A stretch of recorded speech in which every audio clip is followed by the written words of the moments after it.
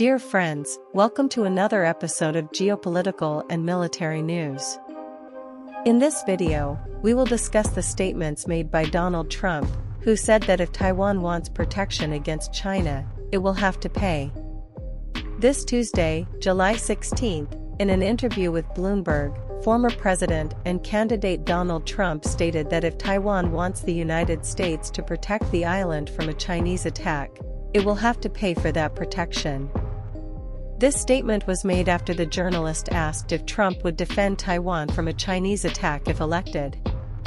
Trump also said that, for Taiwan, this would not be much different from paying for insurance, adding that Taiwan gives nothing in return to the United States, and according to Trump, has stolen the American microchip industry. Regarding the first part of Trump's statement, that he would only protect Taiwan from China if the Taiwanese paid, it is important to remember that since January 1, 1979, the United States government, represented by its president, is legally obliged to provide Taiwan with all necessary means to ensure its sovereignty. This law was passed as a way to compensate for the end of the diplomatic recognition of Taiwan by the United States in the 1970s, leading us to the second part of Trump's statement, which said that Taiwan gives nothing in return and therefore must pay. As a former president, Trump knows very well that Taiwan does not receive anything for free from the United States and, in fact, between 2017 and 2021, during Trump's term, Taiwan paid the United States about $14 billion for weapons and ammunition, money that was used to feed the gigantic American military industry.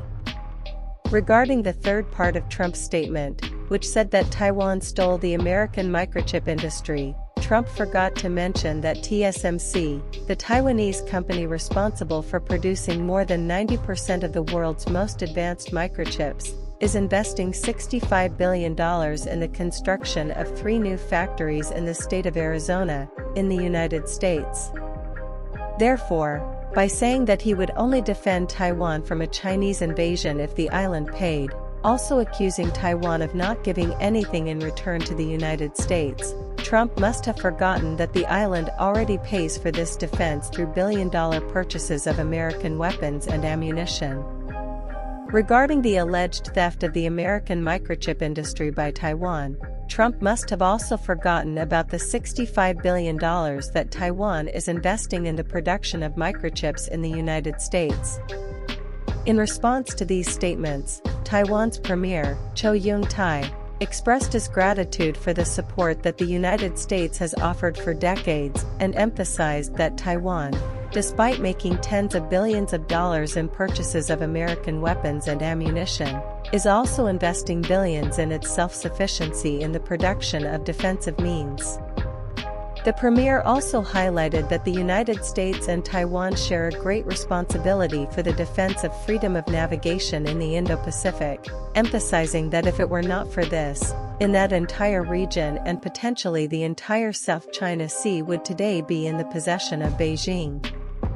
Interestingly, in the same interview, Trump said he would reactivate the trade war he launched against China during his term, stating that he would place extra tariffs of 60% to 100% on some Chinese products, without specifying which ones.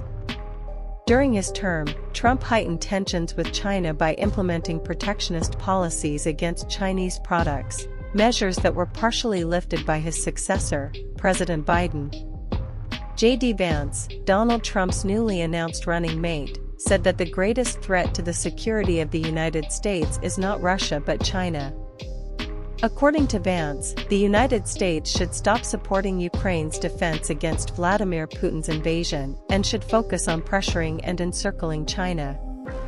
These statements, both from Trump and Vance, are confusing, as on one hand, Trump threatened China with a new and even harsher trade war, with his running mate classifying China as the greatest threat to the security of the United States, but at the same time, Trump also signaled a reduction in his commitment to the defense of Taiwan, which is precisely the first line of defense against Chinese advancement in the South China Sea. On at least 3 different occasions, President Biden has categorically stated that the United States will defend Taiwan in the event of a Chinese invasion.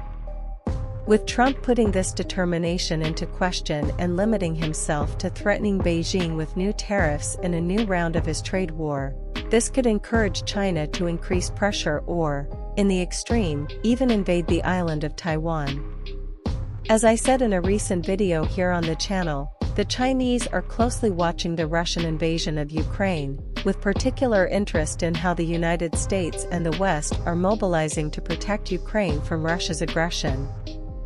Therefore, if Trump and Vance fulfill their promise and cut military support to Ukraine's defense, abandoning the country and giving victory to Putin, and if in parallel to all this Trump implements a new trade war against China and continues to question the United States' determination to defend Taiwan's democracy, this could effectively act as an incentive for China to finally move forward with what it has desired for decades, which is to invade and annex the small island. If you enjoyed the video, leave a like and subscribe to help the channel grow. Until next time.